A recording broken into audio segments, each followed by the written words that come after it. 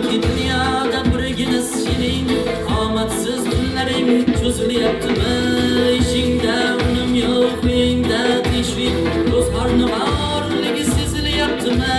Bu ham yetmagandek og'irlik filingda ey yaqin do'stlaring yuz ko'ryaptimi? Siqilma mehmon bir qarangda bu jon ham ko'p tushlar yo'lingda, yaxshi yomon ham istasang bilan har mushkulga iloj, har zamonga boqmasak